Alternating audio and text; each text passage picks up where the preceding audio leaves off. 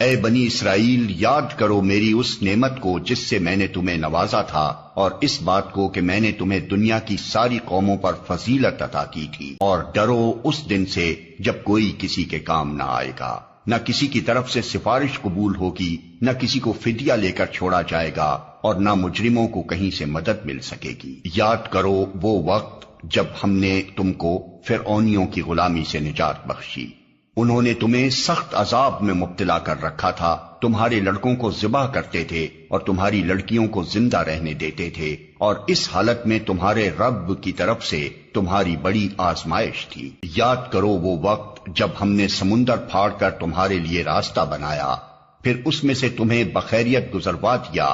پھر وہیں تمہاری آنکھوں کے سامنے فرعونیوں کو غرقاب کیا۔ یاد کرو جب ہم نے موسیٰ کو 40 شبانہ روز کی قرارداد پر بلایا تو اس کے پیچھے تم بچڑے کو اپنا معبود بنا بیٹھے۔ اس وقت تم نے بڑی زیادتی کی تھی، مگر اس پر بھی ہم نے تمہیں معاف کر دیا کہ شاید اب تم شکر گزار بنو۔ یاد کرو کہ ٹھیک اس وقت جب تم یہ ظلم کر رہے تھے، ہم نے موسیٰ کو کتاب اور فرقان عطا کی تاکہ تم اس کے ذریعے سے سیدھا راستہ پا سکو۔ یاد کرو جب موسیٰ یہ نعمت لیے ہوئے پلٹا تو اس نے اپنی قوم سے کہا کہ لوگو، تم نے بچڑے کو معبود بنا کر اپنے اوپر سخت ظلم کیا ہے، لہٰذا تم اپنے خالق کے حضور توبہ کرو اور اپنی جانوں کو ہلاک کرو،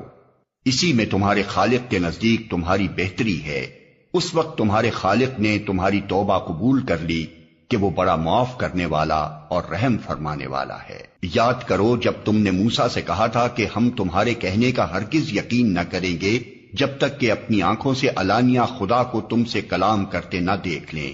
اس وقت تمہارے دیکھتے دیکھتے ایک زبردست صاعقے نے تم کو آ لیا، تم بے جان ہو کر گر چکے تھے، مگر پھر ہم نے تم کو جلا اٹھایا، شاید کہ اس احسان کے بعد تم شکر گزار بن جاؤ۔ ہم نے تم پر ابر کا سایہ کیا، من و سلوہ کی غذا تمہارے لیے فراہم کی، اور تم سے کہا کہ جو پاک چیزیں ہم نے تمہیں بخشی ہیں انہیں کھاؤ، مگر تمہارے اسلاف نے جو کچھ کیا وہ ہم پر ظلم نہ تھا بلکہ انہوں نے آپ اپنے ہی اوپر ظلم کیا۔ پھر یاد کرو جب ہم نے کہا تھا کہ یہ بستی جو تمہارے سامنے ہے اس میں داخل ہو جاؤ، اس کی پیداوار جس طرح چاہو مزے سے کھاؤ، مگر بستی کے دروازے میں سجدہ ریز ہوتے ہوئے داخل ہونا اور کہتے جانا حطۃ حطۃ،